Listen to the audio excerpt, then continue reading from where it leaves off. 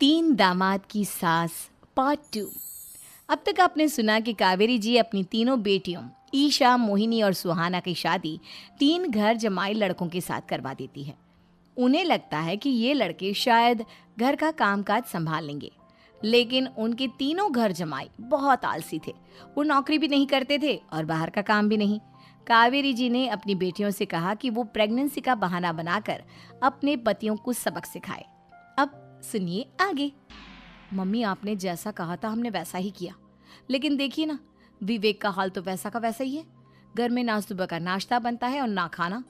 नौकरी पर जाने की बात करूं तो खाने को दौड़ते हैं मुझे।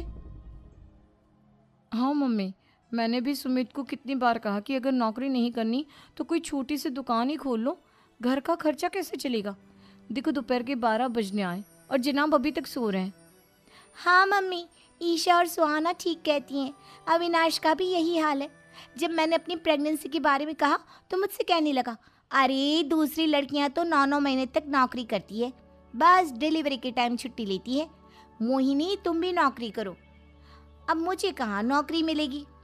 मम्मी बताओ, अब मैं क्या करूँ?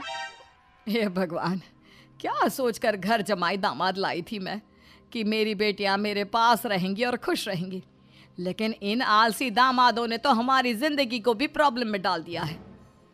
मैं तो कहती हूँ मम्मी, हम लोग वापस अपनी जॉब पर जाना शुरू कर देते हैं। बता देते हैं इन लोगों को कि हमने प्रेगनेंसी का बहाना किया है। नहीं नहीं बेटा, ऐसी गलती भी मत करना। अगर तुमने ऐसा किया तो इन तीनों की आदत और ख़राब हो जाएगी।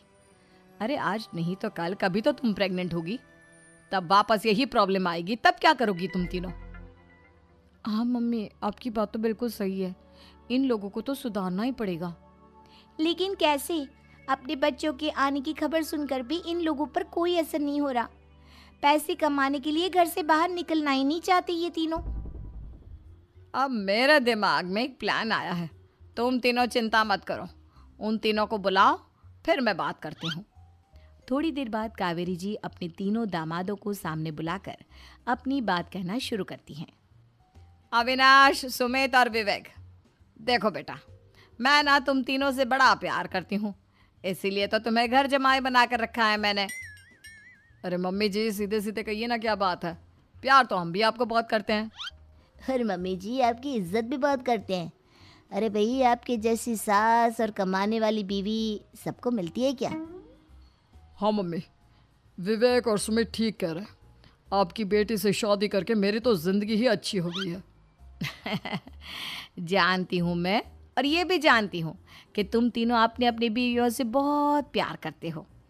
बेटा, बात ऐसी है कि हमारे कुल गुरु ने कहा है कि प्रेग्नेंट होने के बाद मेरी तीनों बेटियां शुरू के 4 महीने हमारे गांव में जाकर रहेगी, जहां मेरे चाचा जी रहते हैं।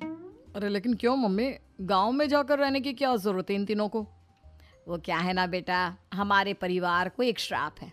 अगर मेरी बेटियों ने यहाँ पर बच्चा पैदा करने की कोशिश की तो उनके बच्चों को कुछ भी हो सकता है।